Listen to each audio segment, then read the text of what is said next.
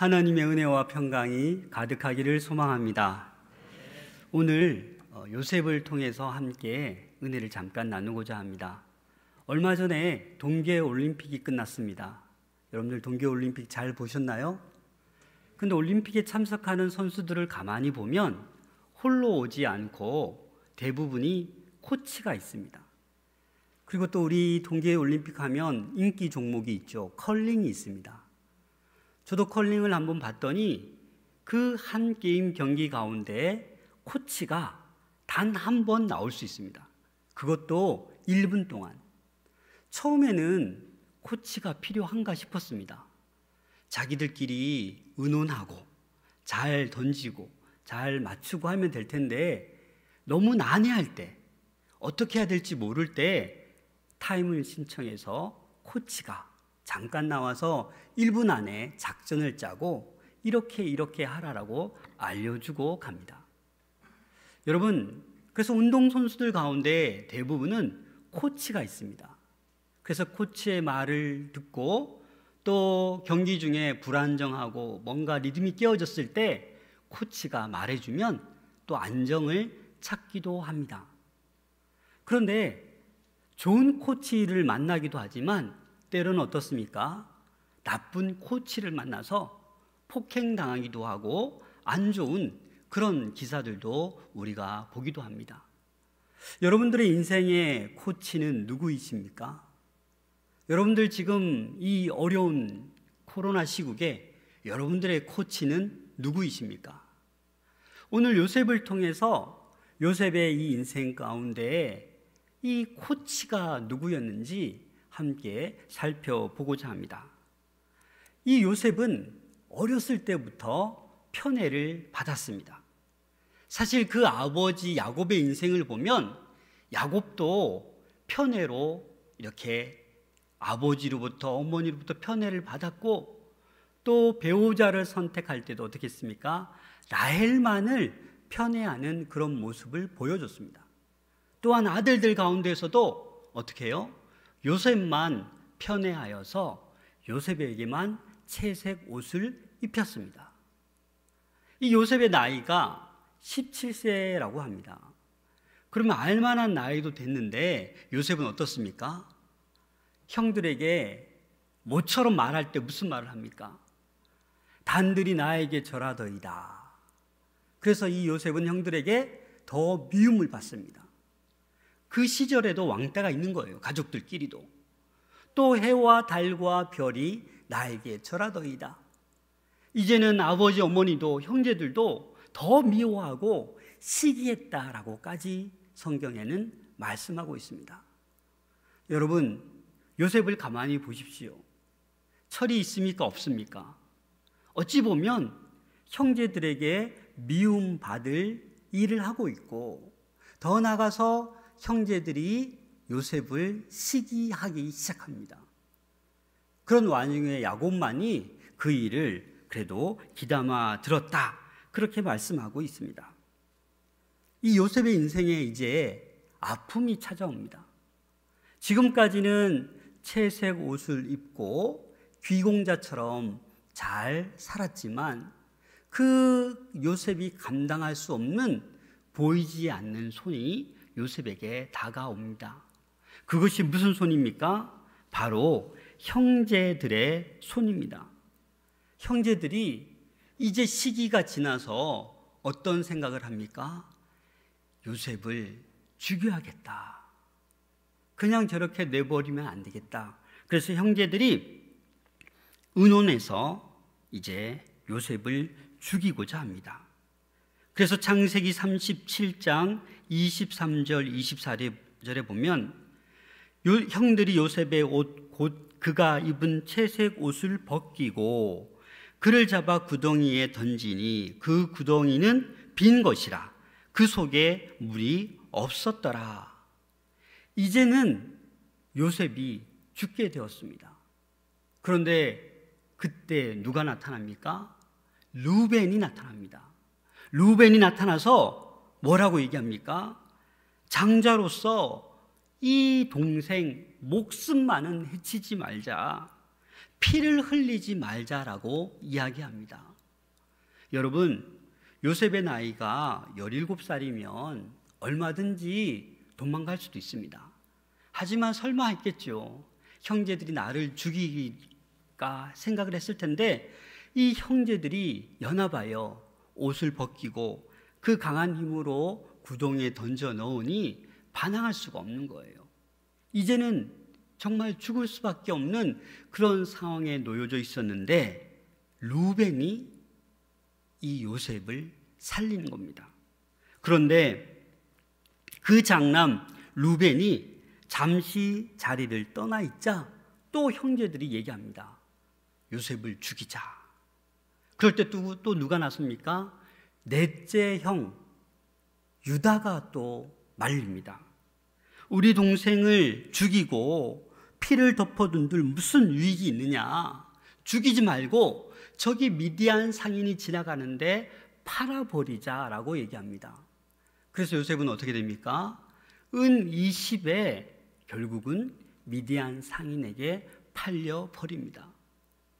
여러분, 이 도단에서 애굽까지는 200-300km 되는 거리입니다. 정말 먼 거리죠. 그 거리를 종으로 팔려서 이동하는 내내 어떤 생각을 요셉이 했을까요? 원수, 복수심, 우울감, 낭망, 억울함, 배신감, 이러한 감정들을 느끼면서 그 먼 거리로 지금 요셉은 팔려가고 있습니다. 채색 옷만 입던 그 요셉이 갑자기 손에 수갑을 채우고 종으로 끌려가고 있습니다. 여러분, 요셉의 마음이 어떻겠습니까? 형제들에 대한 배신감, 억울함, 복수심으로 불타올랐습니다. 그래서 오늘 읽은 39장 1절 말씀을 같이 보겠습니다. 39장 1절 말씀을 같이 읽겠습니다. 시작. 요셉이 이끌려 애굽에 내려가매 바로의 신하 친위대장 애굽 사람 보디발이 그를 그리로 데려간 이스마엘 사람의 손에서 요셉을 산이라. 1절 말씀 가만히 보시면 요셉이 이끌려 애굽에 내려가매라고 표현되어 있습니다. 가고 싶어서 가는 것도 아니에요. 종으로서 억지로 끌려가고 있는 겁니다.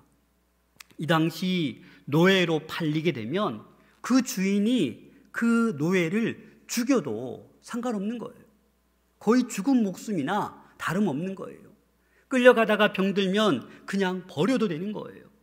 그래서 이 말도 못하는 그 고통 가운데 이끌려서 애굽까지 내려갔습니다. 그 미디안 상인들의 그 보이지 않는 그 무서운 힘 앞에 이 요셉은 어떻게 할 수가 없었습니다. 그때 또 누가 나타납니까? 바로 친위대장 애굽 사람 보디발이 나타납니다. 보디발이 나타나서 이 이스마엘 사람의 손에서 요셉을 샀다라고 표현하고 있습니다. 이것도 사실 기적과 같은 일이에요. 이 애굽 사람들은 그 목축업을 하는 그 요셉, 이스라엘 사람들을 아주 경멸하였습니다. 부정하게 생각했음에도 불구하고 이 보디발은 어떻게 해요? 이 목축업하던 그 요셉을 샀다라는 겁니다. 이조차 어찌 보면 하나님의 도움의 손길이 미친 것이라고 우리는 볼 수 있습니다. 사랑하는 여러분, 애굽 사람들이 목축업하는 그 히브리 출신을 부정하게 생각하는데 경호대장 보디발에게 노예로 팔린다. 이게 또한 어찌 보면 보이지 않는 손이 작동한 것입니다.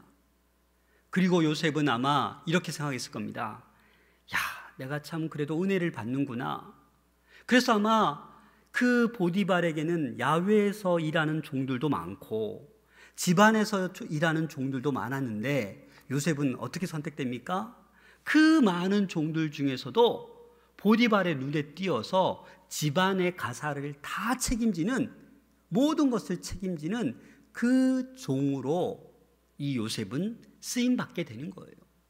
그래서 요셉은 이제 생각했을 겁니다. 야, 이제 나의 인생은 폈구나. 이제 나의 인생은 이제 이렇게 주인을 위해서 열심히 일하면서 이 생활을 성실하게 열심히 감당해야지. 나의 맡겨진 모든 일들을 잘 감당해야지 하고 요셉은 최선을 다해 일했습니다. 그런데 또 어떤 손길이 다가옵니까? 보디발의 아내가 날마다 이 요셉을 유혹합니다. 그래서 성경을 가만히 읽어보면 이 보디발의 아내가 날마다 눈짓을 하며 윙크를 하며 유혹했다라고 표현하고 있습니다. 그런데 요셉은 어떻습니까? 그 날마다 유혹하는 그 유혹을 뿌리쳤어요. 단호하게 뿌리쳤어요. 그런데 이 보디발의 아내가 아주 전략을 잘 세웁니다. 집안에 아무 종이 없을 때, 아무도 없을 때 요셉을 부른 거예요. 그렇죠? 그래서 요셉이 부르니까 또 안주인이 부르는데 안 올 수가 없잖아요. 그런데 왔더니 어떻게 합니까? 이제 손으로 요셉의 옷을 낚아챕니다. 여러분, 이럴 때 요셉이 어떻게 합니까? 그 손으로 자신을 낚아채는 그 유혹을 뿌리치고 달려 나옵니다. 물론 옷은 두고 나왔지요. 여러분, 이게 무엇입니까? 유혹인 것입니다. 보이지 않는 요셉을 또 괴롭히는 그러한 유혹인 것입니다. 여기서 우리는 마귀의 특성을 볼 수 있습니다. 마귀는 우리를 끊임없이 유혹합니다. 단호하게 거절해야 되는데 마귀는 포기하지 않고 날마다 우리를 유혹합니다. 때로는 강제적으로, 때로는 우리를 넘어뜨리려고 합니다. 물질로 유혹할 때도 있고요, 권력으로 유혹할 때도 있고, 명예로 유혹할 때도 있습니다. 더 나아가 성적으로 유혹할 때도 있습니다. 이렇게 마귀의 손에 넘어가게 되면 우리는 죄를 짓게 되는 것인데, 이 요셉은 어떻게 합니까? 주인이 나에게 맡긴 것만 최선을 다하고 허락하지 아니하는 건 하지 않는 거예요. 그래서 그 유혹을 뿌리치고 나왔는데 어떤 누명을 또 씁니까? 요셉은 잘한 거지요. 안 그렇습니까? 그런데 이 보디발의 아내가 뭐라고 얘기합니까? 이 요셉이 나를 겁탈하려고 했다. 그 보디발에게, 그 주변 사람들에게 다 알려버린 거예요. 여러분들이 요셉이라면 어떤 마음이 들겠습니까? 억울하지 않겠습니까? 드디어 내 상처가 회복되고, 드디어 내가 이제 보디발의 가정 총무로 열심히 살아가려고 하는데 또 이렇게 억울하게 누명 쓰고 강간범이 되어가고 있는 거예요. 요셉은 아마 이전 기억까지 또 아픔이 생각날 수도 있었을 거예요. 내가 형제들에게 팔려서 노예가 되었는데 이제 다시 일어나려고 했는데 또 이렇게 내가 누명을 덮어쓰는구나. 아마 억울했을 거예요. 아마 여러분들이 아마 요셉이 되어보면 이 자리에 앉아 있지 못하고 정신병원으로 갔을 분들도 꽤나 있을 것 같아요. 여러분, 안 그렇습니까? 왜 이렇게 요셉의 인생은 보이지 않는 손길로 이렇게 자꾸 힘든 여정을 걸어가고 있는 것일까요? 사실 이 고대 근동에서는 유부녀 강간은 사형에 해당하는 거예요, 여러분. 그래서 보디발이 혼내면서 고함치면서 옥에 가두었는데, 옥에 가두기 이전에 어떻게 해요? 사형에 처해도 아무 말 할 수 없는 거예요. 그런데 요셉은 어떻습니까? 억울한 누명을 씌운 것 같지만 어찌 보면 하나님께서 보디발을 통해서 어떻게 해요? 죽이지는 않고 왕의 제수가 모여있는 그 감옥으로 보내진 거예요. 그럼 어떻게 생각하십니까? 하나님의 도움의 손길이 있는 것입니까? 아마 제가 생각할 때는 이 보디발도 이 자기의 아내의 어떤 이런 바람기가 있는 어떤 그런 것들을 좀 느끼지 않았을까요? 저는 좀 느꼈다고 봐요. 날마다 요셉을 유혹하는데, 늘 화장하고 예쁜 척하고 그렇게 유혹하는데 보디발이 그 아내의 그러한 걸 몰랐을까요? 저는 조금은 알았다고 봅니다. 그래서 이 보디발이 욱하고 이 요셉을 당장 왕의 제수가 갇혀있는 감옥에 보낸 거예요.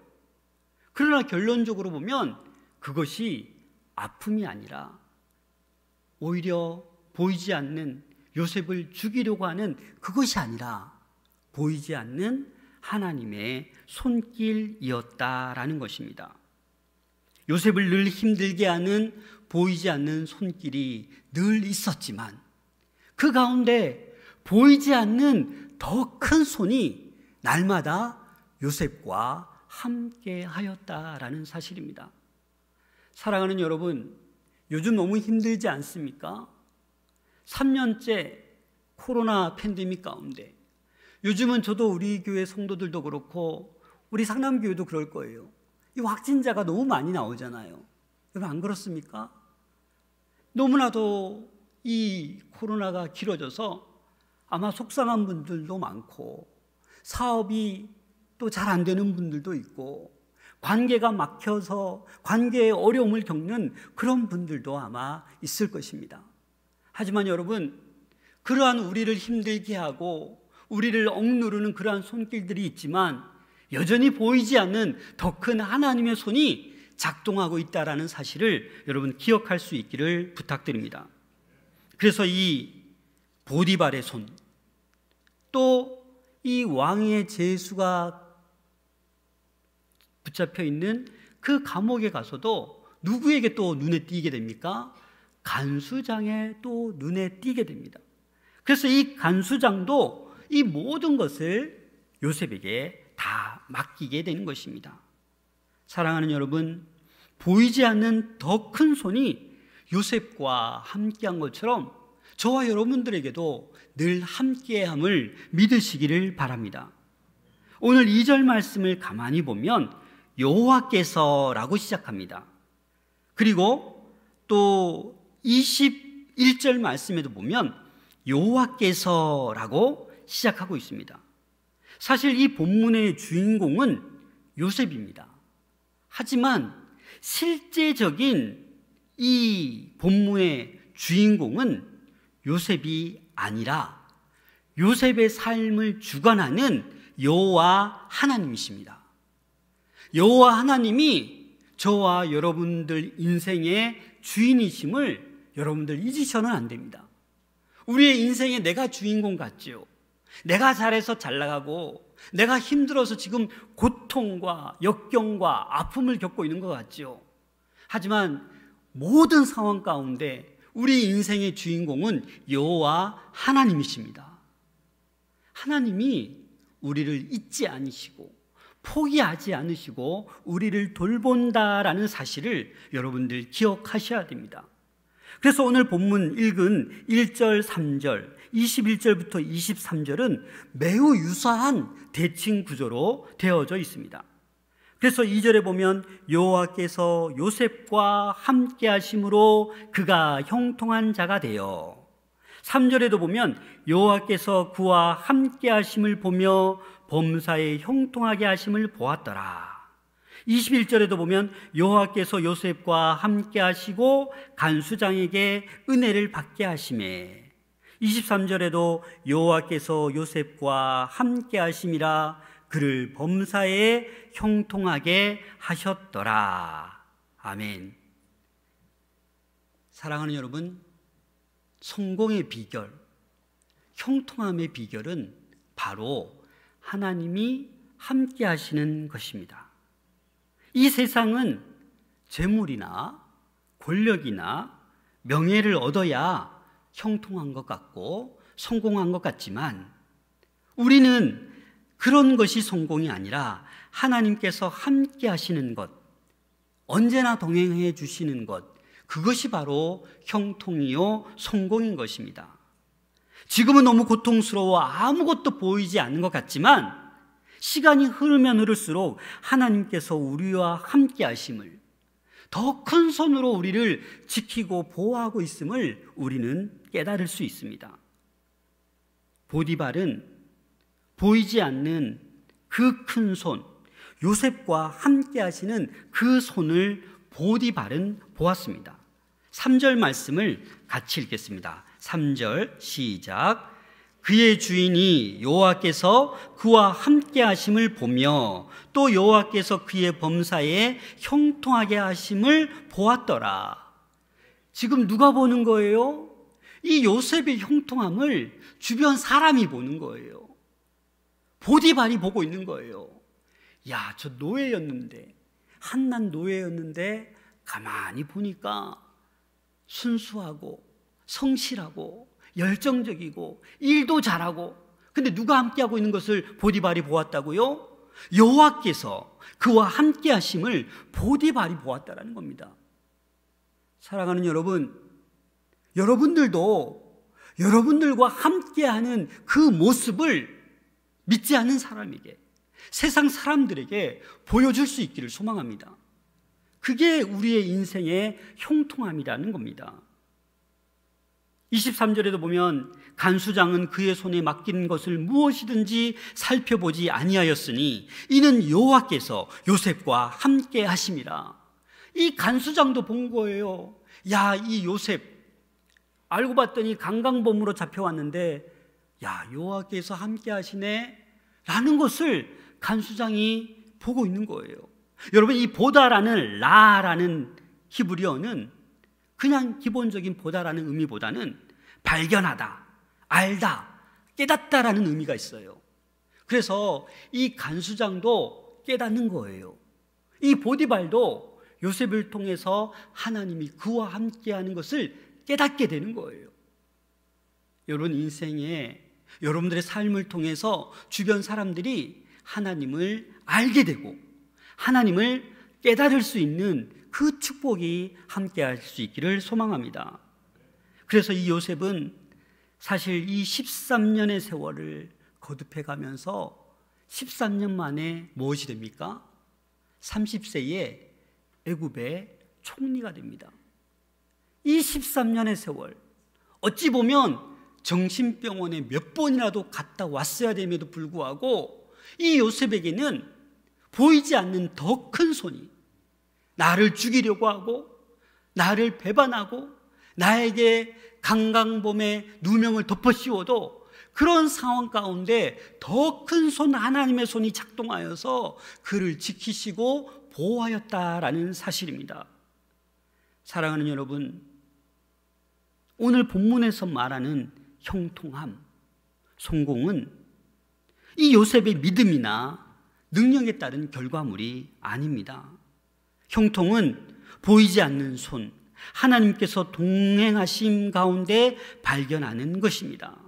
우리가 생각하는 형통은 모든 일들이 술술 잘 풀리는 것, 만사형통, 그게 형통으로 우리는 알고 있습니다. 하지만 여러분, 하나님의 사람은, 하나님의 형통은 역경과 고난이 있을지라도, 억울함과 모욕과 수치심이 있을지라도 결국 하나님의 뜻을 이루어가는 것이 형통인 줄로 믿습니다. 여러분, 믿음의 사람은 그렇게 생각해야 돼요. 여러분, 지금 육신의 고통 가운데 있습니까? 코로나 확진되어서 너무나도 힘들게 비대면 온라인으로 예배드리고 있습니까? 왜 나에게 코로나 확진이 걸려야지? 억울해 하십니까? 그 어느 때보다도 경제적으로 사업이 풀리지 않고 어려움 가운데 있습니까? 가게 문을 닫고 지금 어렵게 어떻게 회복되지? 고민하는 가운데 있습니까? 여러분, 그런 어려움의 자리가 어찌 보면 결국 시간이 지나서 형통으로 이끌어갈 수 있다는 사실을 기억할 수 있기를 소망합니다. 관계의 어려움, 물질, 경제적 어려움, 사단의 유혹 앞에 주저앉고 싶을 때도 있을 것입니다.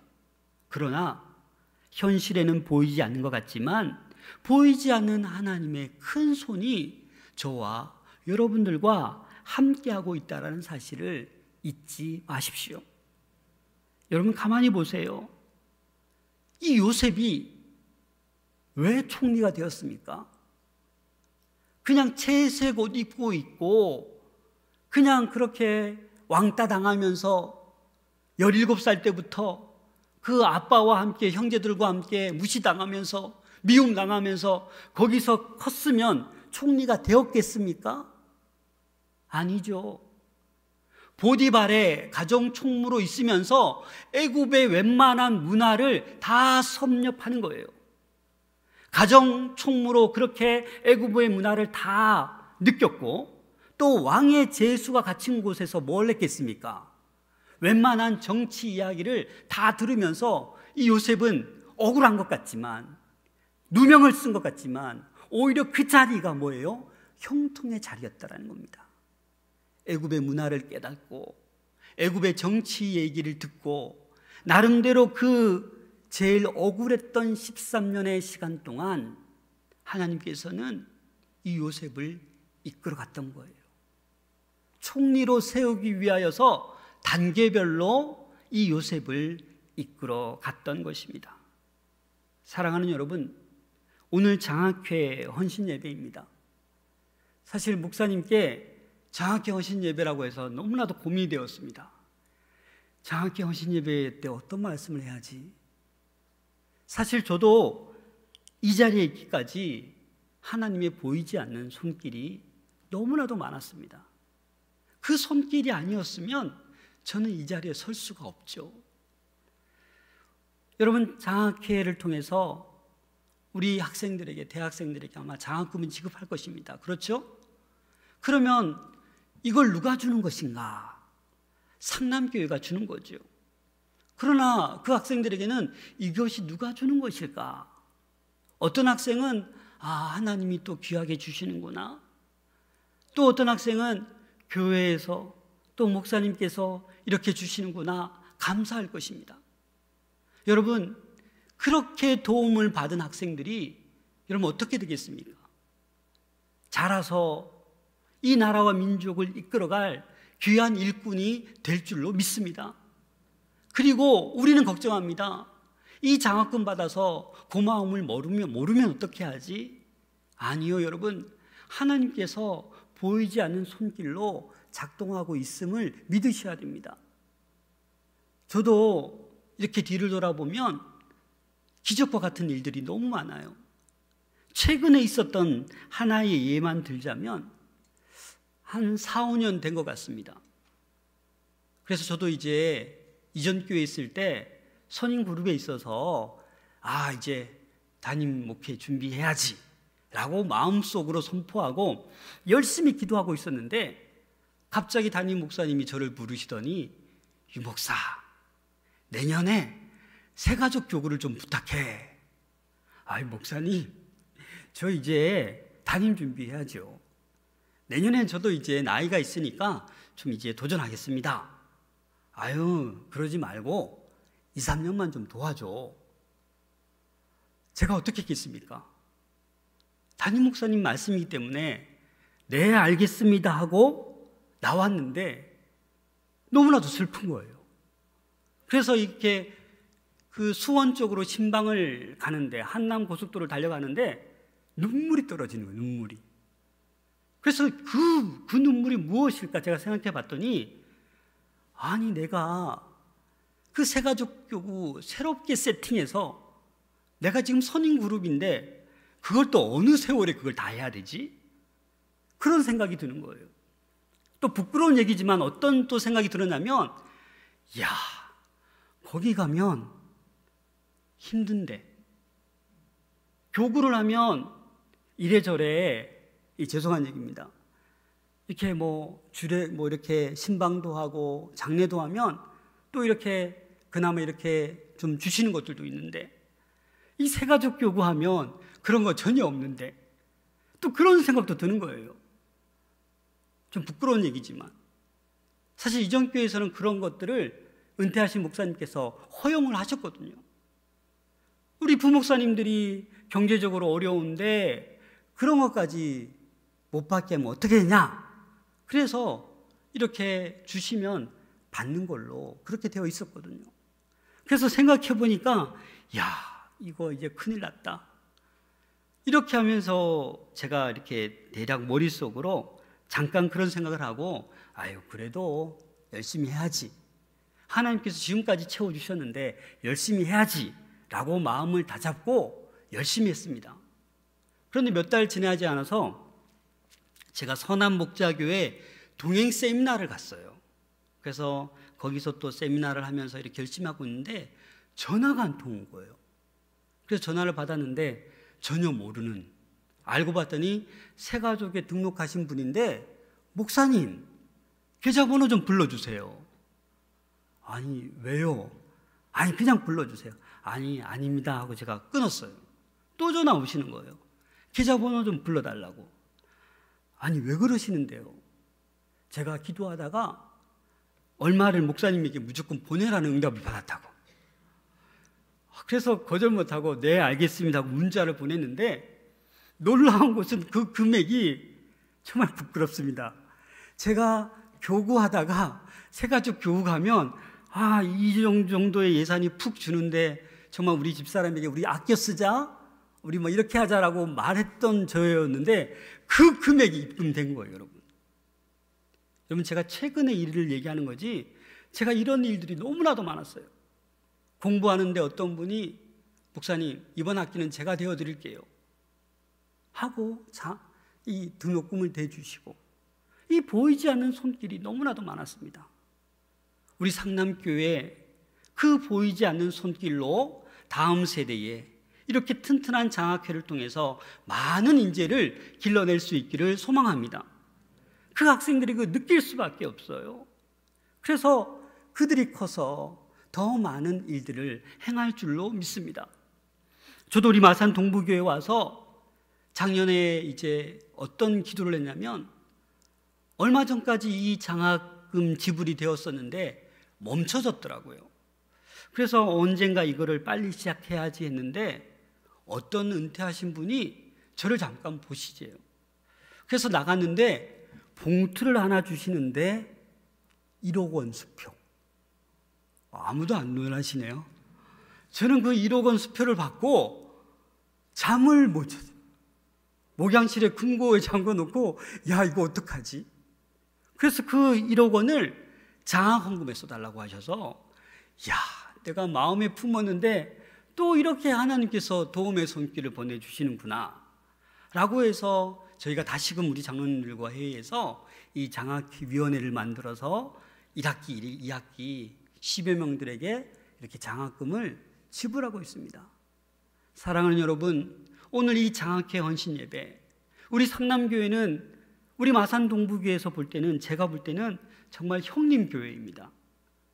제가 이창규 목사님도 너무나도 친근한 형님 같고, 우리 상남교회도 우리의 형님 교회 같습니다. 그래서 저희가 이 훌륭한 모습 잘 따라갈 텐데, 이 장학회 헌신 예배를 통해서 많은 학생들에게, 많은 다음 세대에 놀라운 일들을 행할 수 있기를 소망합니다. 그래서 우리 다음 세대 아이들이 보이지 않는 하나님의 손길이 그때 나를 도와주었구나 라고 고백할 수 있는 그날이 반드시 올 줄로 믿습니다. 이사야 41장 10절 말씀입니다. 두려워하지 말라, 내가 너와 함께함이라. 놀라지 말라, 나는 내 하나님이 됨이니라. 내가 너를 굳세게 하리라. 참으로 너를 도와주리라. 참으로 나의 의로운 오른손으로 너를 붙들리라. 사랑하는 여러분, 하나님의 그 보이지 않는 큰 손이 늘 우리와 함께 하심을 기억할 수 있기를 소망합니다. 기도하겠습니다. 사랑의 하나님, 고난과 역경 가운데 있는 요셉에게 보이지 않는 하나님의 손으로 함께 하시며 형통하게 하심을 바라봅니다. 지금 코로나로 인하여 경제적으로, 관계적으로 고통과 어려움 그리고 두려움 가운데 있습니다. 하지만 보이지 않는 하나님의 큰 손으로 저희들을 보호해 주시고 인도해 주시고 형통한 삶으로 이끌어 주시옵소서. 오늘 특별히 장학회 헌신 예배로 드립니다. 혜택받는 모든 지체들 가운데 함께하여 주시고 나중에 하나님의 도움의 손길이었음을 평생 기억하게 하여 주시옵소서. 우리 주 예수 그리스도의 이름으로 기도하옵나이다. 아멘.